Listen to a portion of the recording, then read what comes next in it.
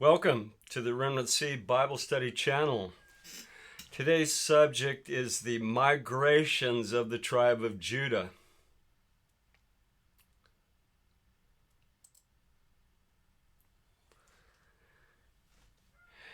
This lecture is dedicated to tracing the king line of Judah, and mainly through Pharez and Zerah.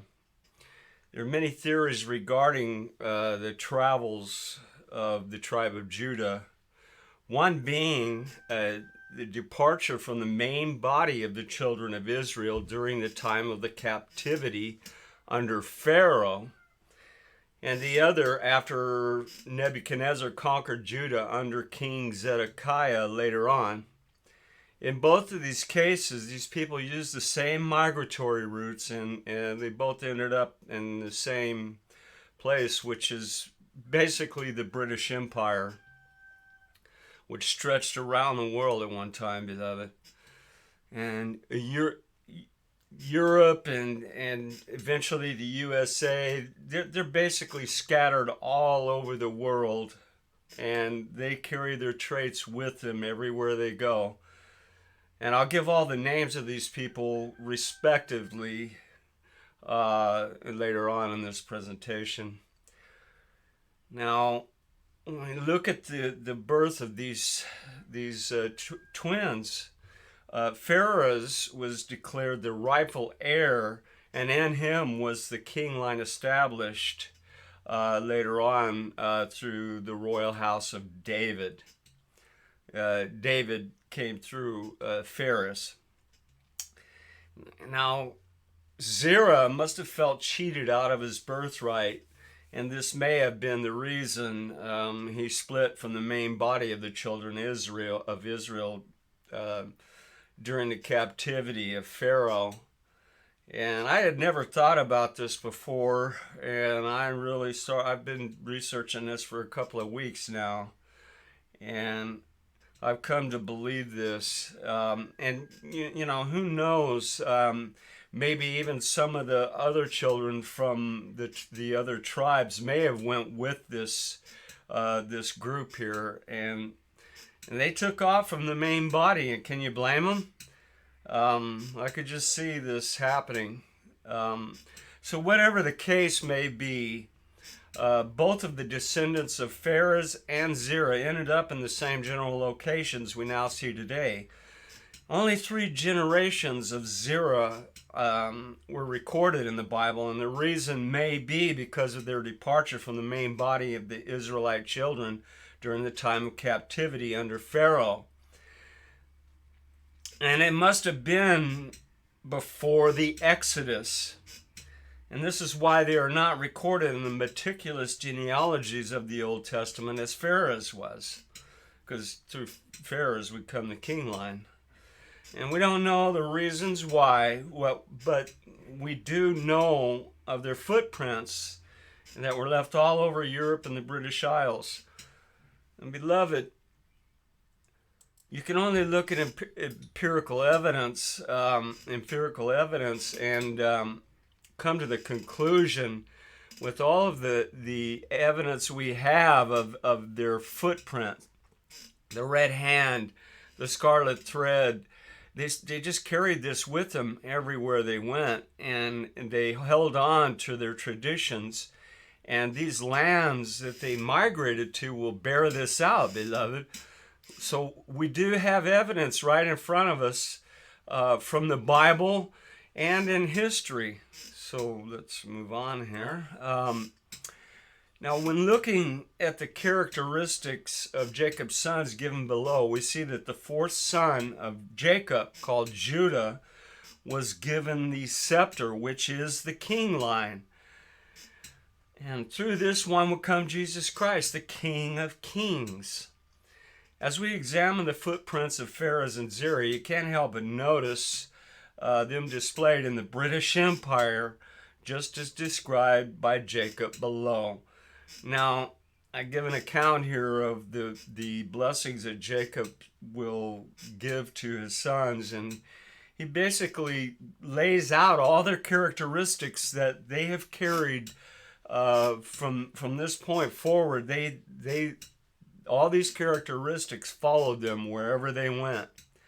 So Genesis 49:1, and Jacob called unto his sons and said, gather yourselves together, that I may tell you that which shall befall you in the last days.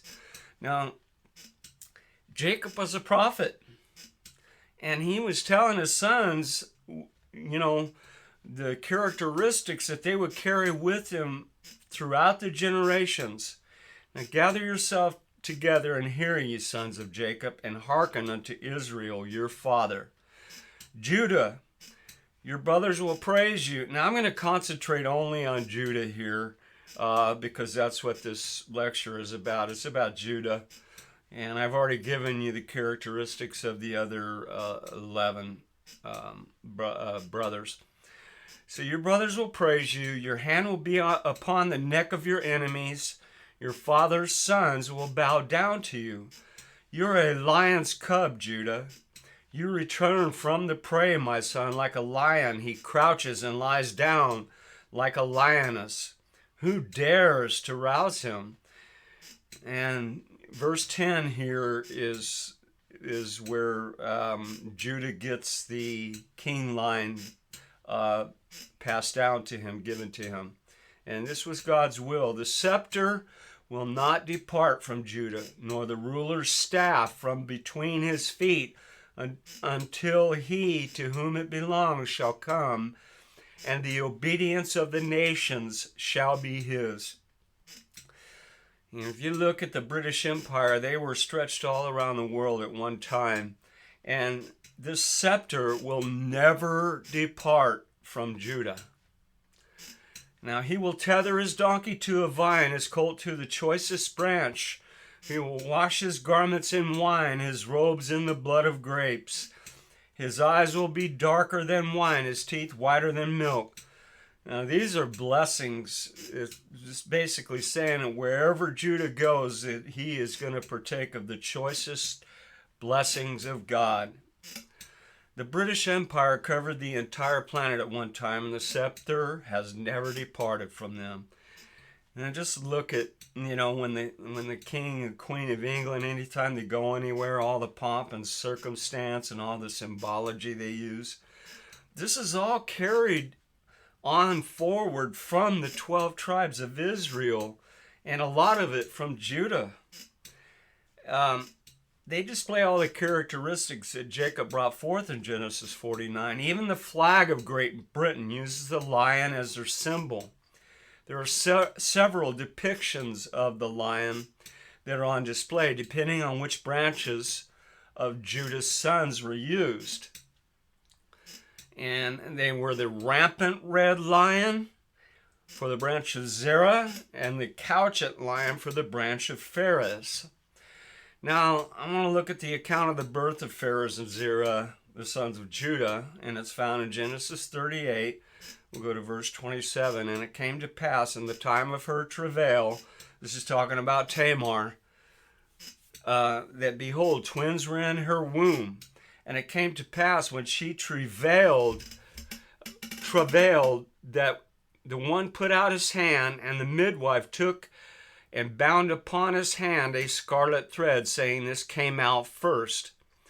And it came to pass, as he drew back his hand, that behold, his brother just popped out, and she said, how hast thou broken forth? This breach be upon thee. Therefore his name was called Pharez, which means breach. And afterward came out his brother that had the scarlet thread upon his hand, and his name was called Zerah. And Pharez means breach in Hebrew because he was not supposed to be the first, according to the midwife who tied a red cord around Zerah's hand because it came out first. So we have the red hand stained with blood and a scarlet thread cord tied around it. And this became the emblem of the Zerah branch of the tribe of Judah that distinguished them from the Pharez branch of Judah. This was the birth of the Ulster flag, and it still remains today, beloved. A red hand with the scarlet cord around it. This flag is it's never going to go away. It still exists today, and I'll show it to you. I'll put this flag on the thumbnail at the beginning of this video. It's no accident that we have both the Bible history, the Bible and history to prove the migrations and the footprints of all the 12 tribes. Both Judah and the other tribes migrated to basically the same geographical locations. And this story of these twins reminds me of the story of Jacob and Esau as they struggle in the womb of Rebekah and Rebekah. Now, Pharez and Zerah were fighting over their birthright while they were still in the womb of Tamar. Let's go to Genesis 38:24, just to confirm this birth and how it happened. And it came to pass after about 3 months that it was told to Judah, saying, Tamar, thy daughter-in-law. See, poor old Judah didn't even know it was his daughter-in-law. She disguised herself as a harlot, beloved, and played the harlot, and also, behold, she is with child by whoredom. And Judah said, bring her forth, and let her be burnt. And when she was brought forth, she sent to her father-in-law, saying, by the man whose these are, am I with child? And she said, discern, I pray thee, whose are these? Excuse me, beloved. And the signet, and the bracelets, and staff. And Judah acknowledged them and said, she hath been more righteous than I, because that I gave her not to Shelah my son.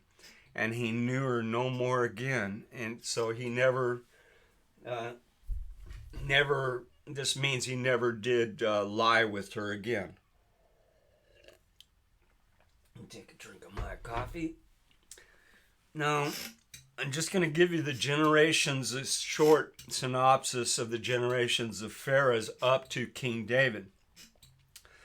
Now let's go to Ruth 4:18. Now these are the generations of Pharez. Pharez begot Hezron. Hezron begat Ram. Ram begat Amminadab. And Amminadab begat Nahshon. And Nahshon begat Salmon. And Salmon begat Boaz. And Boaz begat Obed. And Obed begat Jesse, and Jesse begat David. There's the line directly from Pharez to David, the king line established. Now, taking into account that many of the tribes have intermixed with others, here are the primary locations and names of the 12 tribes below. The descendants of Jacob are identified in the Anglo-Saxon, Celtic, Germanic, and Nordic nations of America, Canada, England, Australia, New Zealand, South Africa, Northwestern Europe, Iceland, and the Scandinavians. Ephraim is comprised of the British Isles. Manasseh is basically the United States. Denmark is Dan, Judah, and Benjamin. Holland is Zebulun. Germany is primarily Judah, Dan, and Reuben. Ireland is Dan and Zerah, Judah. Let's move on. The Scandinavian countries are Dan, Benjamin, and Judah. Northern Italy is Naphtali. France was Zerah, Judah, with Gad, Gaul, and others. The Anglo-Saxon, Germanic, Scandinavian, Celtic, and kindred people are the children of Israel. They have fulfilled every detail of biblical prophecy and world history concerning the descendants of Jacob, later surnamed Israel, the prince that prevailed. This chosen line makes up today's Christian nations. Find that in Genesis 35:11, Isaiah 62:2, and Acts 11:26. Now I'm going to switch gears here to good old Jeremiah. And when you look at history and his travels, he got the nickname of Olenphala. And he took Baruch, his scribe, with him everywhere he went. And Olenphala means a wise man. Jeremiah was very wise. And he took these daughters, and Nebuchadnezzar let him do this. He took the daughters of Zedekiah and traveled and had traveled with him and basically ended up in the British Isles. And I'll show you this here. Now, I'm going to concentrate on the travels of Jeremiah, whose historical name, and this is history. You can find this in lots of different places.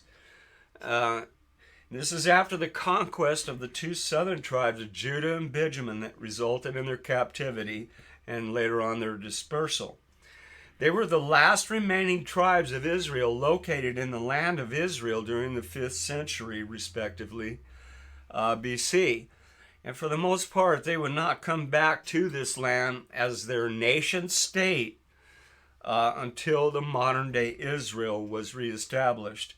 And there were some of the tribes, they did occupy this area, but not until, as a nation state, not until 1948, not again. And this is prophesied by Jeremiah in chapter 24 of Jeremiah, and the prophecy of the good and the bad figs, and in part the prophecy of the parable of the fig tree in Matthew 24. Jeremiah Olenfala took the daughters of Zedekiah with him in his travels to Egypt and later the British Isles. Nebuchadnezzar killed every last remaining son of King Zedekiah in his attempt to exterminate the king line of the 12 tribes of Israel.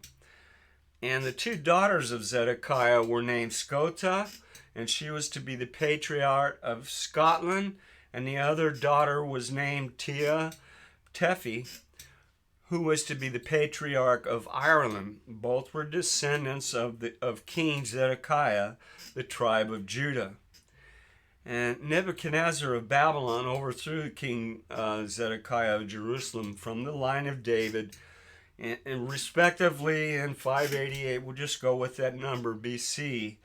And Jeremiah the prophet took the daughters and Jacob's pillar, the Laphal stone of destiny, the stone of Scone, from Jerusalem, and through Tanis in Egypt, and then Gibraltar, Galatia, and Cornwall, then brought them to Ireland and the British Isles.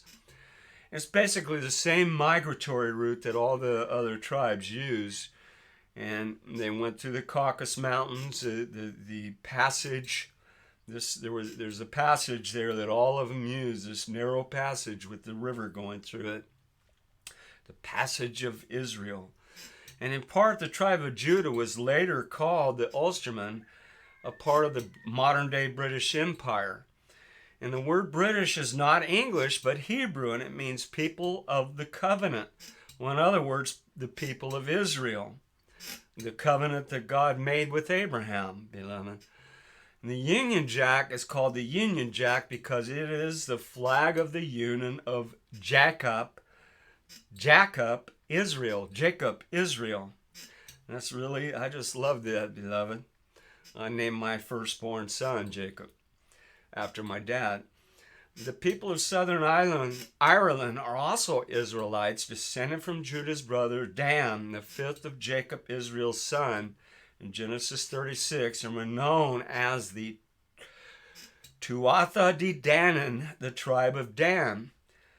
And many people today, beloved, they've lost track of who they are, and they are part of the Abraham. They're within the Abraham covenant by DNA, and I can trace my own DNA. My brother did it, and we are mostly Welsh. And the king line was passed down through the true house of Judah. The house of Judah and the house of Israel have been separated at this time, but will be rejoined back together in the future, as the tender twigs prophecy indicates in Ezekiel chapter 37.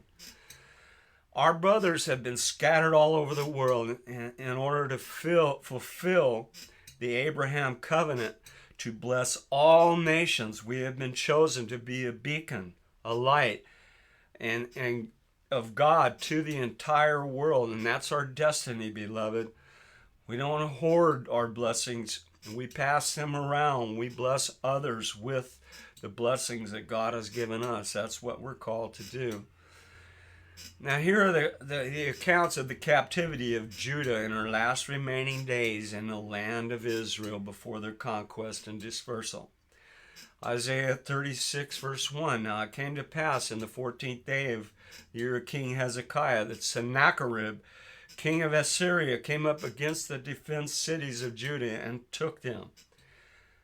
Go to 2 Kings 25, verse 7. And they slew the sons of Zedekiah before his eyes, and put out the eyes of Zedekiah, and bound him with fetters of brass, and carried him into Babylon.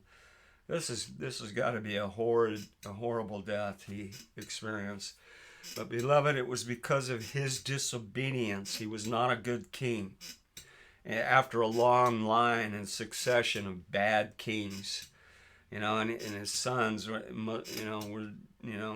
Jehoiakim. God took the first part of Jehoiakim's name away from him, called him Conan, because the sacred name, one of the names of God, was before Yaconan.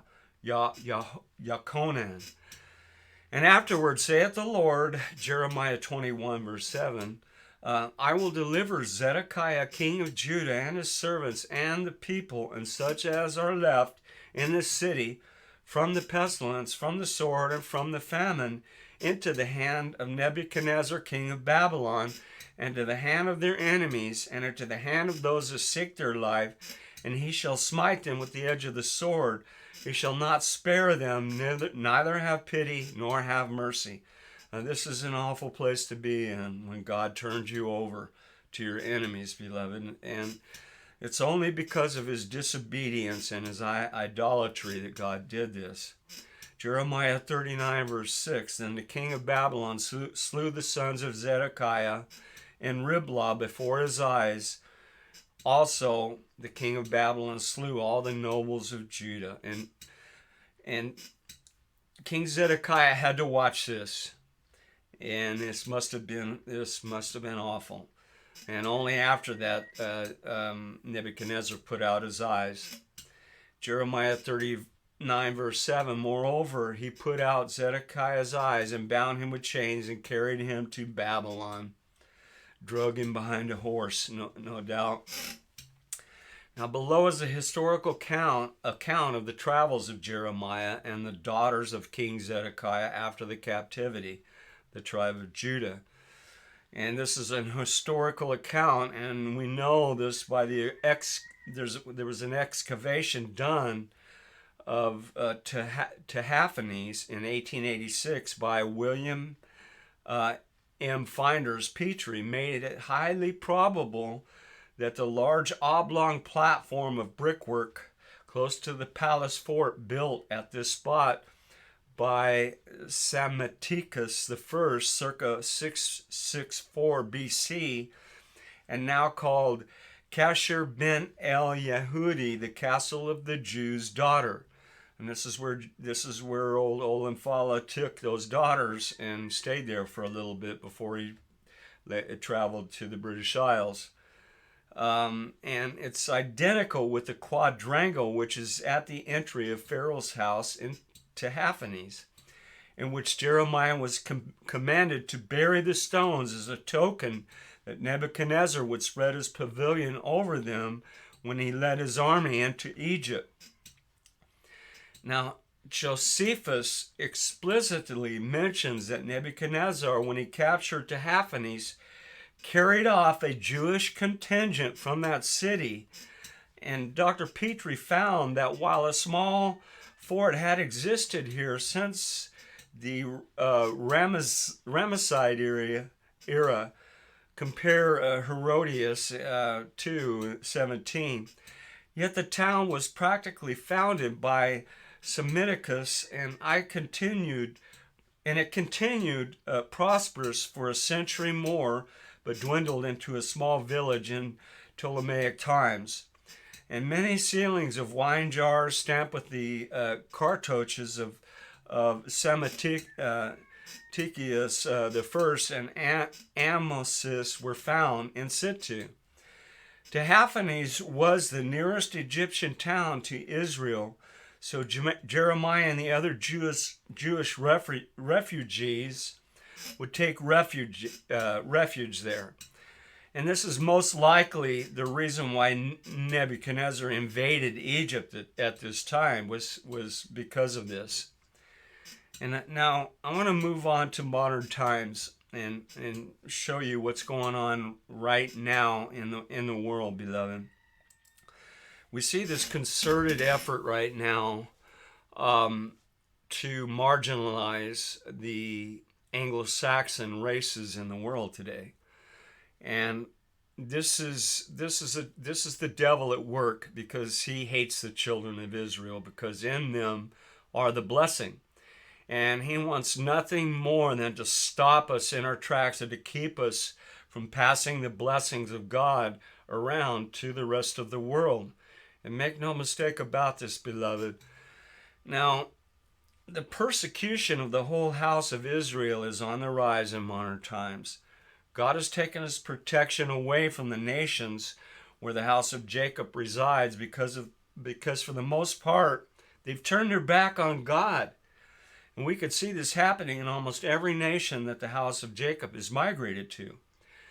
Now, the word anti-Semitism is many times misdirected, as it would better be rendered anti-house of Jacob, or house of Israel, the natural seed of Abraham. The term Jacob refers to the 12 tribes before their captivity and dispersion.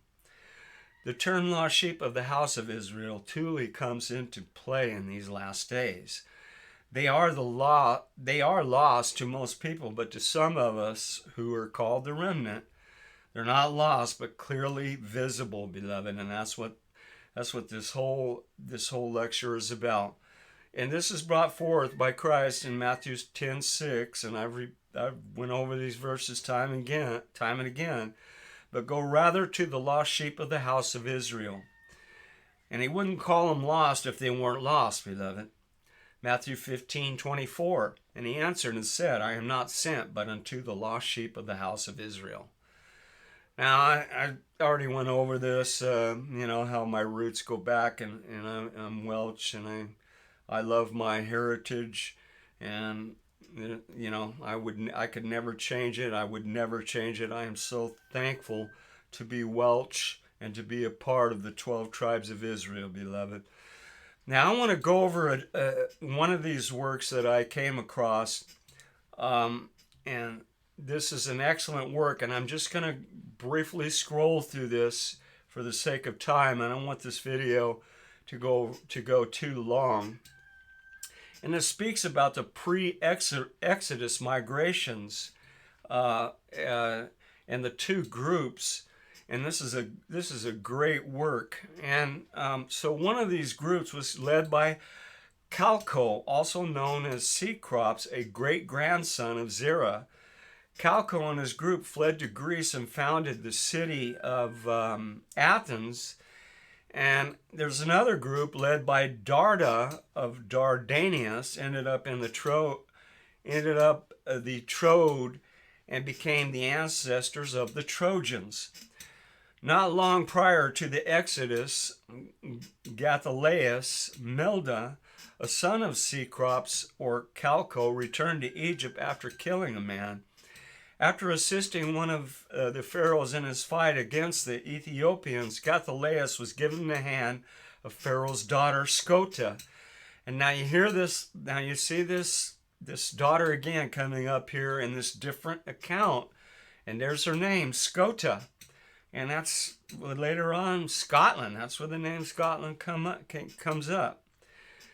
After living 7 years in Egypt, Gathilaus fled the land at the outset of the plagues and travailed westward to a land known today as Spain, where he settled for a number of years. During their time in Spain, Gathilaus and his people founded a city which still bears the name of their ancestor Zerah, or Zaragoza, and you've all heard of Zaragoza. Now, at this point, we should realize that these descendants of Zerah were racially Hebrews. They're Hebrews, beloved. And the 12, just as the 12 tribes, they're Hebrews.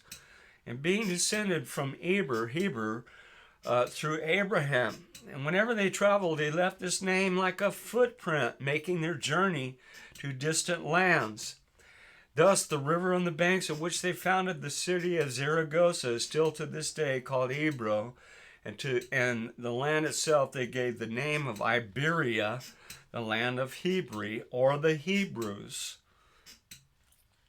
Now I'm going to skip over this. I'm going to scroll really slowly, beloved, so you can read this for yourself. This is an excellent work. And we see here the red hand as a racial emblem. And here we have where these people migrated in the modern day. And I'll go over these. You can see the use of the red hand as a racial emblem is not confined to just Ulster or even to just Ireland. In Scotland, it is found in the arms of several of the old families and in the house of at least 14 of the clan chiefs. And there you have all their names. Mac simply means son of, right? And the sons of, just like the children of Israel, beloved, there's the traits right there. Therefore, by their use of the red hand, some of the people of Scotland also point to their Israelite origins as the descendants of the Zerah branch of the tribe of Judah. And here's the declaration of Arbroath.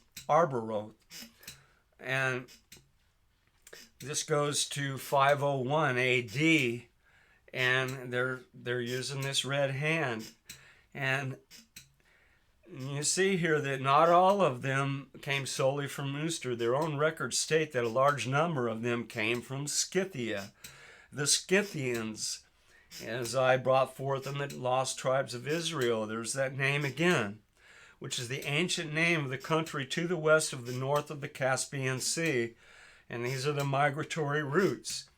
Thus, in the registered house in Edinburgh, Scotland, there is an ancient document called the Declaration of Arbroath, which consists of an official letter sent by the Pope by the Parliament of Scotland in 1320 AD and signed by King Robert the Bruce and some 30 of the Scottish nobles, in which it is clearly stated that this branch of the Scots came directly from Scythia after living for a long period of time in Spain. Now, this document states that they moved from Spain to the country now called Scotland 1,200 years after the outgoing of the people of Israel. Now, let's scroll down here. And I'll let you read all of this, and I'm going to scroll down to this next important part of this I'm going to read. Okay, let's go down here. Now, when we consider the fact that this later branch of the Scots claim they came into Scotland from Scythia and that they mention their stay in Spain, but say nothing of a stay in Ulster, it becomes evident that the red hand must have been an ancestral emblem which both branches of the Scots brought with them from some ancient homeland. Of even greater importance is the fact that the Scots dated the arrival of a later branch in Scotland from an event in the history of Israel. This is something they would be very unlikely to do unless they themselves were Israelites. Further, they say that they came from Scythia, which is the place to which the Israel people migrated after departure from Assyria, after the Assyrian, after they conquered them. And this is proof of the migratory route. In view of the origin of the red hand emblem recorded in Genesis 38, and in the fact that the red hand thereby became one of the emblems of the descendants of Zerah Judah, we have to conclude that the people who brought the red hand to Ulster so long ago, and the Scots who later brought it to Scotland, though coming in different times, had a common origin in the Zerah branch of the Israelite tribe of Judah. Now, I want to go to the Dardanius. And with these things in mind, let us now turn to that other part of Zerah's descendants which fled out of Egypt under the leadership of another of Zerah's great grandsons called Darda. In the authorized version of the Old Testament, this name is spelled Dara, but in the margin, the alternate spelling is Darda, and the Jewish historian Josephus calls him Dardanius. This is significant because the group which he led went northward across the Mediterranean Sea to the northwest corner of what we now call Asia Minor. And there, under the rule of Dardanius, they established a kingdom later called Troy on the southern shore of that narrow body of water which bears his name to this day. Dardanelles. Hundreds of years later, this kingdom was destroyed in a war with the Greeks. Some of the survivors fled northward into Europe, where their emblem, the rampant red lion, appears in the arms of some of the nations, provinces, and old families in their lands near bordering on the North Sea. And others fled westward across the Mediterranean to Spain and on to the British Isles, where with some members of other Israelite tribes, they were the first settlers in much of what is now called Scotland. A large group were led by Prince Brutus, a direct descendant of Dardanius and Zerah, and lived in Italy for a while, where they founded a royal line before moving on to Britain by way of Spain. And they arrived in Britain around the year 1100 BC. And although Britain had a considerable population long before the arrival of these Trojans, their coming and the settling up of this transplanted Trojan kingdom is the actual beginning of the British nation. Now, the rampant red lion, from that time until the coming of the Saxons into South Britain, England, 1600 years later, a rampant red lion was the emblem of all Britain. With the coming of the Saxons, its use in England as a nation emblem was discontinued, being replaced by the emblems brought by the Saxons and Normans. And nevertheless, in North Britain, Scotland, it is the chief emblem as found in the Scottish Standard. Now, let's move on to the end of this. You have all of these names of these people. Now, the earldom of Fife is a color variant of this emblem, and it appears on these people's flag. And here are their names right here, and you can see they're all Irish, and Scottish, and these are all the clans. Now, it's also important to note that the rampant red lion appears on the royal standard and on the shield in the royal arms. Further, it was also in the ancestral emblem of the royal houses of several of the ancient principalities of Wales, which is my hometown. For instance, Bledion at Simfin, who died in 1075 AD, a color variant of this emblem appears in the arms of several of the other ancient Welsh royal houses. Even in England, it, or a color variant of it, appears in a few municipal arms and in a much larger number of family arms.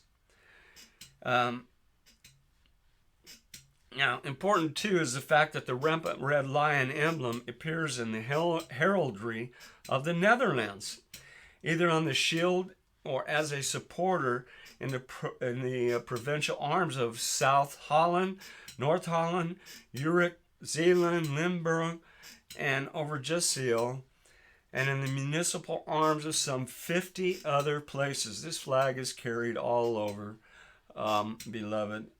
And Now, in concluding, in this article, these writers have presented evidence of the ancient usage of the red hand as the emblem of Ulster, and it's used in much of the rest of Ireland and in Scotland also.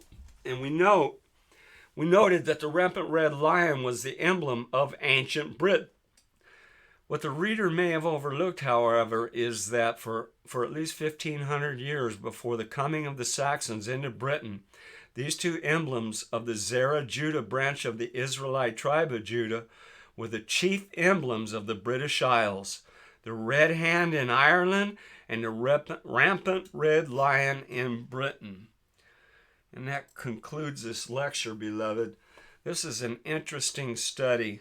The other day I saw the movie about the Queen of England, and this movie was about the time during when Princess Diana was actually murdered. And it's so interesting, the king lion and all the symbology that they use. And they've carried this over from the 12 tribes of Israel, beloved. There's no mistaking who the British Empire is and who the descendants are.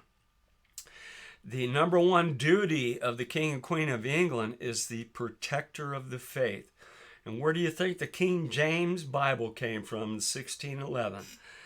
It came from Britain, beloved.